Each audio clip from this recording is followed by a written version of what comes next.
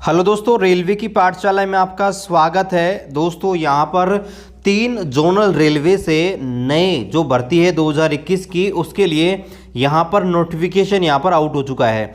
दोस्तों ये जो भर्ती है वो है रेलवे में अप्रेंटिसशिप की। और दोस्तों इससे क्या होता है, इससे जो भी आगामी भर्ती होती है लेवल 1 यानी कि ग्रुप डी में, उसमें दोस्तों स्पेशल 20% सीटें, जैसे 2019 में जो 1,03,000 जो पदों पर भर्ती है, उसमें से सीधी सीधी आप मान के चलिए कि लगभग 22,000 के आसपास सीटें हैं वो आपके एक्ट अप्रेंटिसशिप वालों के लिए। तो ये एक बहुत अच्छा फायदा होता है रेलवे में एक्ट अप्रेंटिसशिप का। तो कौन लोग रेलवे में एक्ट अप्रेंटिसशिप कर सकते हैं और इससे क्या क्या बेनिफिट होने वाले हैं, एज कितनी मांगी जाती है और क्या क्या एलिजिबिलिटी होती है, सब कुछ आज के इस वीडियो में आपको मिलने वाला है। चलिए शुरू करते हैं आज के इस वीडियो को। आपसे निवेदन है, रेलवे भर्ती के लेटेस्ट अपडेट आपको हमारे चैनल में मिल जाएंगे, तो चैनल को भी सब्सक्राइब करके बेल आइकन को ऑन कर दीजिएगा। और दोस्तों मैं आपको एक चीज़ और बताना चाहूँगा कि बहुत सारे अपडेट होते हैं छोटे छोटे रेलवे के, जिनके ऊपर मैं वीडियो बनाना उचित नहीं समझता, तो उनको मैं डायरेक्टली जो हमारा टेलीग्राम ग्रुप है, जो भी नोटिस आता है, जो भी कोई भी रेलवे की तरफ से कोई पैनल आउट होता है, तो उनको मैं वहाँ पे डाल देता हूँ। तो आप टेलीग्राम पे रेलवे की पाठशाला सर्च करके उसको ज्वाइन कर सकते हैं या वीडियो डिस्क्रिप्शन से ज्वाइन कर सकते हैं। तो चलिए शुरू करते हैं आज के इस वीडियो को।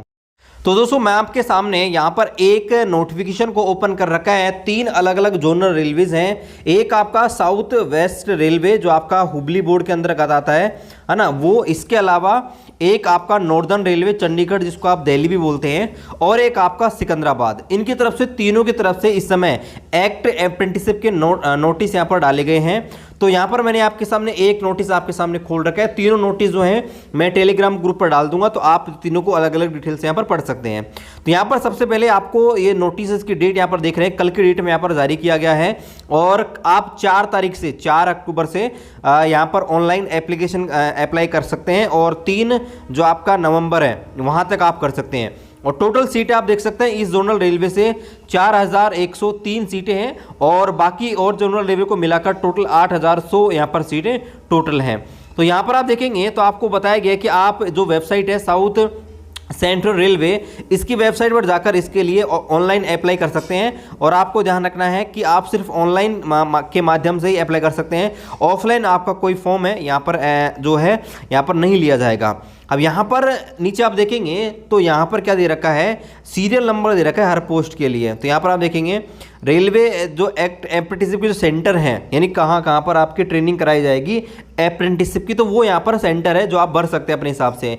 तो यहाँ पर देखो ये सीरियल नंबर दे रखा है, 19 नंबर का है, CNW डिपोट विजयवाड़ा। मतलब इसके अंदर जो आपका जो ये WCR है ना, इसके अंदर जहाँ जहाँ भी आपके जो हैं वो SWR के अंदर जहाँ जहाँ भी ट्रेनिंग सेंटर है वो आप भर सकते हैं। यहाँ पर आप देखेंगे तो पूर्णा है ना, गोटी है, विजयवाड़ा है, जो भी आप हैं, गुंटूर है, हैदराबाद है, तो जहाँ भी आप भरना चाहें भर सकते हैं। और नीचे हम देखते हैं तो यहाँ पर आपको वैकेंसी टेबल दिखाई दे रही है, कितनी जो सीटें यहाँ पर अवेलेबल हैं। तो यहाँ पर आप देखेंगे तो AC मैकेनिक की यहाँ पर देखिए 250 हैं, कारपेंटर की, डीजल मैकेनिक की, ये आप देख सकते हैं। और दोस्तों अगर आप एक्ट अप्रेंटिसशिप कर लेते हैं 1 साल का, तो रेलवे में ग्रुप डी की जो पदों पर भर्ती होती है ना, उसमें सीधा सीधा आपको 20% सीटें यहाँ पर रिजर्व होती हैं, या ना। मान लीजिए 1 लाख भर्ती निकलेंगे तो 20,000 सीटें सिर्फ आपके लिए होंगी, अप्रेंटिसशिप वालों के लिए। तो जिनकी भी एज 18 साल नहीं हुई है, जो रेलवे में सपना देखते हैं रेलवे सरकारी नौकरी का, तो ये आपके लिए एक अच्छा फ़ायदा है कि आप रेलवे में अप्रेंटिसशिप कर लीजिए। तो आपको यहाँ पर ग्रुप डी में जो ग्रुप डी की जो भर्ती आएगी अगली, उसमें बहुत अच्छा फायदा होगा। और दोस्तों इसकी जो कट ऑफ है ना, 2018 में जो अप्रेंटिसशिप की भर्ती आई थी उसकी कट ऑफ दोस्तों 40-45 गई थी, ज़्यादातर जो जोनल रेलवे थे उनकी। तो कट ऑफ ही बहुत कम जाती है, जबकि ऐसे कट ऑफ है 80-85 तक गई थी, है ना। तो यहाँ पर आप देखेंगे तो यहाँ पर रिजर्वेशन दे रखा है, जो PWD जो विकलांग हैं उनको 4% का, है ना, यहाँ पर दिया गया है। आप देखेंगे तो अलग अलग एक्स सर्विसमैन को 3% का यहाँ पर सीट दिया हुआ है ना। EWS के लिए अलग से सिस्टम दिया गया है, EWS वाले भी यहाँ पर अप्लाई कर सकते हैं। और इसके लिए आपको एक्ट अप्रेंटिसशिप के लिए अप्लाई करने के लिए EWS का 2021-22 का यहाँ पर आपको इनकम सर्टिफिकेट देना पड़ेगा। कौन इसके लिए अप्लाई कर सकते हैं, तो यहाँ पर दे रखा है एजुकेशन क्वालिफिकेशन। तो आप देखेंगे जो 10th पास हैं वो दोस्तों यहाँ पर देख सकते हैं। यहाँ पर देखिए the candidate must have 10th पास और इट इक्वलेंट, यानी कि 10+2 भी हो, 10 भी हो, 50% मार्क्स कम से कम होने चाहिए, और उसके पास ITI सर्टिफिकेट भी होना चाहिए, जो NCVT और SCVT होती है वो। तो 10th प्लस ITI है इसकी एजुकेशन क्वालिफिकेशन है, और सबके लिए आप नीचे देख सकते हैं कि किस किस में ट्रेड में आपका होना चाहिए। तो यहाँ पर आप देखेंगे जिस ट्रेड की आपके पास ITI है उसी ट्रेड में आप यहाँ पर अप्रेंटिस कर सकते हैं। यहाँ पर आप देखेंगे तो नीचे यहाँ पर देखेंगे तो एज अगर हम देखते हैं तो एज में आप देखेंगे तो 15 साल से और आपके जो 24 साल हैं वो दोस्तों यहाँ पर ये अप्लाई कर सकते हैं। जिनकी एज 15 साल है और 24 साल के नीचे है वही दोस्तों यहाँ पर अप्लाई कर सकते हैं, ये आपको ध्यान रखना है। इसके अलावा यहाँ पर नीचे हम देखते हैं तो यहाँ पर छूट भी दे रखी है जो SC ST OBC है उनको। तो यहाँ पर अपर लिमिट एज में जो SC ST हैं उनको दोस्तों यहाँ पर 5 साल की छूट दे रखी है, और आपके जो OBC हैं उनको 3 साल की छूट दे रखी है। जबकि जो PWBD हैं और एक्स सर्विसमैन हैं उनको 10-10 साल की यहाँ पर छूट दी गई है। तो यहाँ पर आप देख सकते हैं अगर आपकी डेट ऑफ बर्थ इनके बीच है तो दोस्तों आप यहाँ पर अप्लाई कर सकते हैं अगर आपने ITI किया हुआ है तो, ठीक है। अब यहाँ पर देखेंगे तो सिलेक्शन का प्रोसेस क्या है वो आपको बता रखा है कि आपको सिलेक्शन किस बेसिस पे मिलेगा।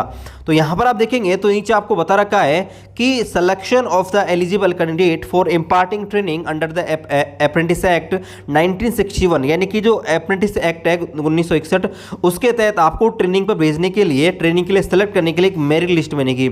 और वो जो मेरिट लिस्ट बनेगी वो दोस्तों कैसे बनेगी कि आपका जो 10th का मार्क है ना, 10वीं का जो मार्क है वो 50%, और इसके अलावा ITI की जो मार्क्स हैं वो दोनों, तो दोनों का दोस्तों यहाँ पर आधा आधा लिया जाएगा और उससे मेरिट बनेगी। जैसे मैं आपको एक एग्जांपल के माध्यम से बता दूँ, मान लीजिए आपकी 10th के अंदर जो आपका जो परसेंटेज है मान लीजिए कितना है 80 है, ITI में आपका मान लीजिए 60 है, तो आपका इसका आधा लिया जाएगा मतलब 40, इसका लिया जाएगा 30, और मतलब आपका बन जाएगा 70। तो एक मेरिट बनेगी और उस मेरिट के बेसिस पे आपका सिलेक्शन लिया जाएगा।